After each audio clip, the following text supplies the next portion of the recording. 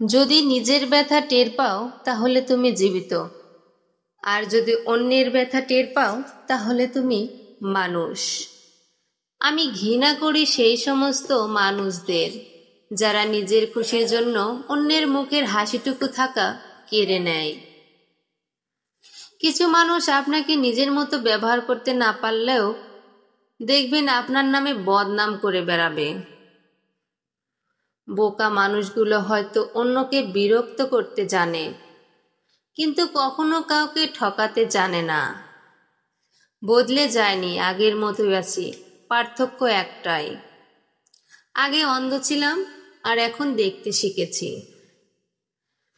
টাকার পরিমাণ কম হলে রক্তের সম্পর্কের আত্মীয়রাও বিভিন্ন অনুষ্ঠানে দাওয়াত দিতে ভুলে যায়।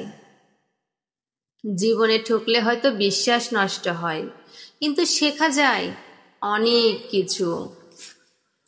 এই শহরে বাঁচতে হলে নিজেকে শক্ত করে গড়ে নিতে হবে, কারণ এই শহরের মানুষ সহজ সরল, মানুষের রক্ত চুষে। সময়ের সাথে সাথে সবকিছু বদলে যায়।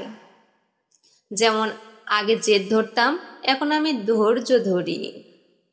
শুধুই কি ছেড়ে যাওয়াকেই ঠকানো বলে? না, কখনোই না। পাশে থেকে অভিনয় করাকেও ঠকানোই বলে। সময়ের সাথে সাথে বদলে যাওয়া মানুষকে কখনো আপন ভাববেন না, কারণ এরা হচ্ছে ঘূর্ণিঝড় যা মানুষের ক্ষতি ছাড়া উপকার করে না। সত্য বলার কারণে যদি তোমার চারপাশের প্রিয়জন সরে যায়, তবে মনে রেখো তুমি এতদিন আবর্জনাগুলোকে আগলে রেখেছিলে। সঙ্গে থাকলেই সঙ্গী হয় না, কাছে থাকলেই কাছের মানুষ হয় না। স্বার্থের জন্য যারা ধরাকে সরা জ্ঞান করে তারা কারোর বন্ধু হয় না। বেঈমান কখনো কাঁদে না, আর স্বার্থপর কখনো কোনো স্মৃতি মনে রাখে না। মানুষ প্রয়োজন মেটাতে যতটা প্রশংসা করে, প্রয়োজন শেষ হলে তার থেকেও বেশি বদনাম করে। উপকার খুবই অদ্ভুত জিনিস, করলে মানুষ ভুলে যায়, আর না করলে সারা জীবন মনে রাখে। বেঈমান কখনো অনুতপ্ত হয় না, স্বার্থপর কখনো কৃতজ্ঞতা স্বীকার করে না, আর সুবিধাবাদী কখনো কারো আপন হতে পারে না।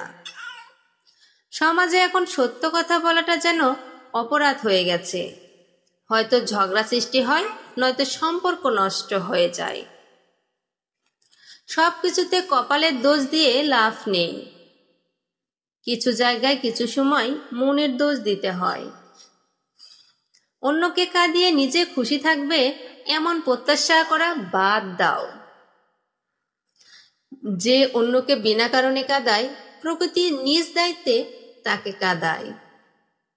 মানুষ আঘাত না পাওয়া পর্যন্ত বদলাতে পারে না।